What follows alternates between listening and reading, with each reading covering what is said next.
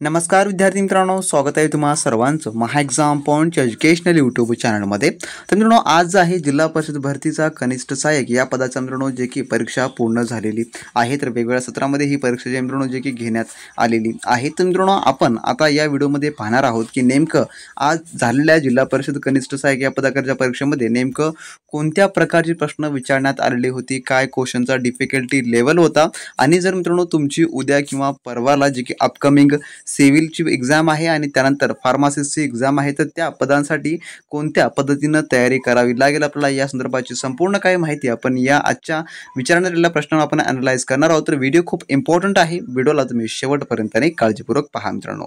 तर यामधला मित्रांनो पाहूया आपण प्रश्न क्रमांक 1 की प्रश्न क्रमांक पहिला असा विचारण्यात आलेला होता की महाराष्ट्राचा पर्यटनामध्ये किती टक्के हिस्सा आहे। तर महाराष्ट्राचा जे आहे की पर्यटन क्षेत्रामध्ये किती टक्के हिस्सा आहे या प्रकारचा प्रश्न विचारण्यात आला होता। तर याचं उत्तर जे होतं जे की 7%।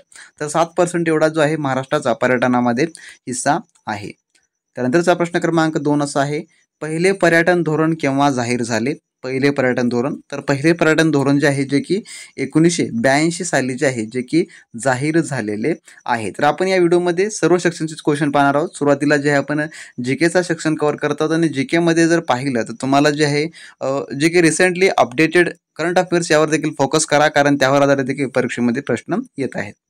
त्यानंतरचा प्रश्न क्रमांक 3 असा होता, अयोध्यात यावर्षी किती दिवे लावली गेली। तर यावर्षी अयोध्यामध्ये दिवे जे आहे जे की 22,30,000 एवढे जे आहे दिवे लावण्यात आलेली होती, जे की 22,30,000। त्यानंतरचा चौथा प्रश्न असा होता, MIDCचे सध्याचे CEO कोण आहेत MIDCचे। तर याचं जे उत्तर होतं ते आहे डॉक्टर विपिन शर्मा, हे जे आहे सध्याचे MIDCचे CEO आहे। तसे मित्रांनो, तुमच्याकडे या व्यतिरिक्त जर प्रश्न असतील तर खाली कमेंट बॉक्समध्ये कमेंट करून सांगू शकता, किंवा आपला ऑफिशियल टेलिग्राम ग्रुप जो आहे तो देखील जॉईन करून तुम्ही त्या देखील मित्रांनो आपला पर्सनली पाठवू शकता। परीक्षा रिगार्डिंग आपण सर्व काही आपण त्यावर आपण देत असतो, सर्व अपडेट्स टेलिग्राम ग्रुपवर। त्यानंतर प्रश्न क्रमांक 5 असा होता, द्राक्षाची राजधानी म्हणून कोणत्या शहरास ओळखले जाते। तर याचं उत्तर नाशिक होतं, आणि हा प्रश्न आपल्या जे की एक्सपेक्टेड क्वेश्चनचे टेस्ट सिरीज आहे त्यामध्ये देखील आपण हे कव्हर केलेलं होतं प्रश्न। जर तुम्हाला त्याचा प्रूफ हवा असेल तर आपण टेलिग्राम ग्रुपवर ऑलरेडी दुपारी टाकलेला आहे, तुम्ही तिथून तो पाहून घ्या। त्यानंतर आपला प्रश्न क्रमांक 6 असा आहे मित्रांनो, 37व्या राष्ट्रीय खेळामध्ये सर्वाधिक पदे कोणती जिंकली किंवा कोणी जिंकली। तर जे की या संदर्भाचा प्रश्न होता, तर हा प्रश्न व्यवस्थित समजण्यात आला नाही, त्यामुळे जे आहे आपण डायरेक्टली याचं उत्तर 106 काढले आहे। तर 37व्या राष्ट्रीय खेळामध्ये महाराष्ट्राने जे आहे जे की 106 पदके जिंकलेली आहे। जर तुम्हाला हा प्रश्न व्यवस्थित आठवत असेल तर खाली कमेंट बॉक्समध्ये कमेंट करून सांगा मित्रांनो, आपण नेक्स्ट व्हिडिओमध्ये हा प्रश्न कव्हर करू। त्यानंतर प्रश्न क्रमांक 7, वर्ल्ड कपमध्ये सर्वाधिक विकेटे घेणारा खेळाडू कोणता आहे। तर याचं उत्तर आहे मोहम्मद शमी। तर मोहम्मद शमीने जे आहे वर्ल्ड कपमध्ये सर्वाधिक विकेट घेणारा खेळाडू ठरलेला आहे। त्यानंतर प्रश्न क्रमांक 8 असा आहे, रासायनिक उत्पादनामध्ये महाराष्ट्राचा किती टक्के वाटा आहे। तर याचं उत्तर जे आहे जे की 18.7% एवढा जो आहे जे की रासायनिक उत्पादनामध्ये महाराष्ट्राचा वाटा आहे। त्यानंतरचा प्रश्न 9 जो की अभयारण्य संदर्भात होता की कोणत्या राज्यामध्ये अभयारण्य नाही। तर आपल्याला याचं उत्तर ऑप्शन्स पाहूनच द्यावं लागेल असेल, त्यामुळे आपल्याकडे याचे ऑप्शन्स उपलब्ध नाही आहे, त्यामुळे आपण हा प्रश्न एवढाच पाहूया। त्यानंतर आपला प्रश्न क्रमांक 10 असा आहे मित्रांनो की ऊर्जा संवर्धन दिन हा कधी साजरा केला जातो। तर याचं उत्तर होतं जे की 14 डिसेंबर।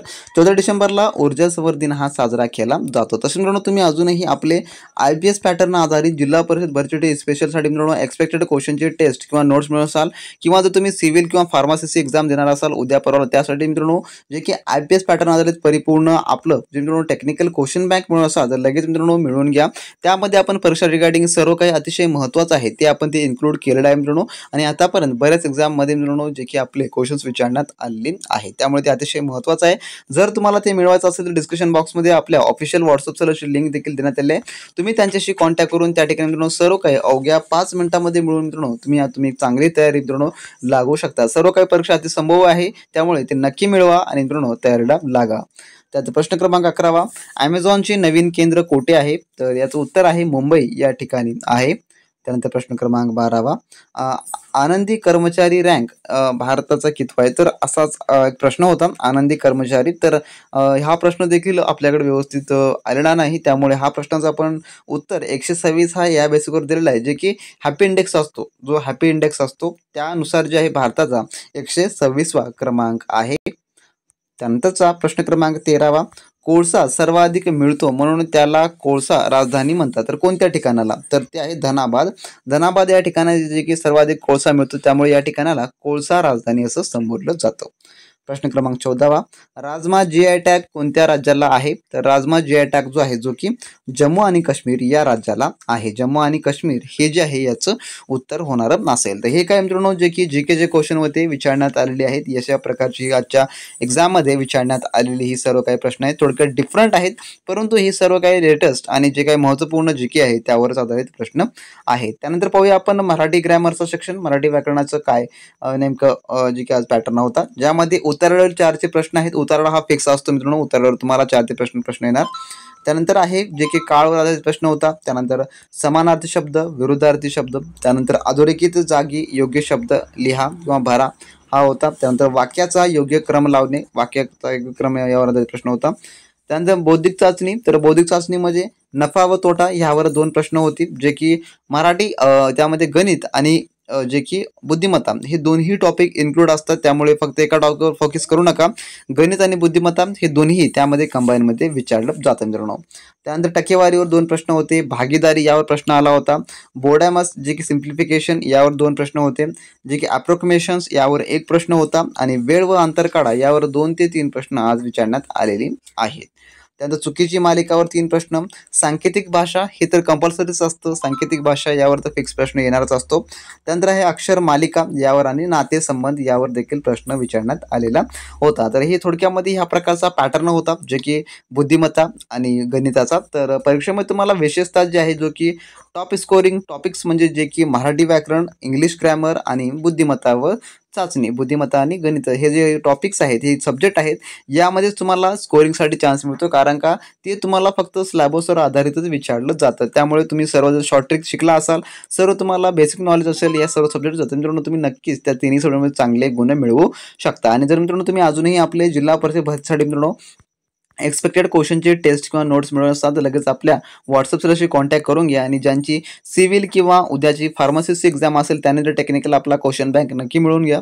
परीक्षा दृष्टिकोनातून अतिशय महत्त्वाचे प्रश्न आपण त्यामध्ये कव्हर करून दिलेली आहेत. तसेच मित्रांनो तुम्हाला जर आपले व्हिडिओ लेक्चर्स हवे असतील तर तुम्ही आपली जिल्हा परिषद भरतीची स्पेशल प्लेलिस्ट देखील तुम्ही पाहून घ्या परीक्षेपूर्वी. त्यामधले देखील भरपूर प्रश्न परीक्षेला रिपीट विचारली जात आहेत. सर्व काही महत्त्वाचं आहे, त्यामुळे मित्रांनो नक्की पहा.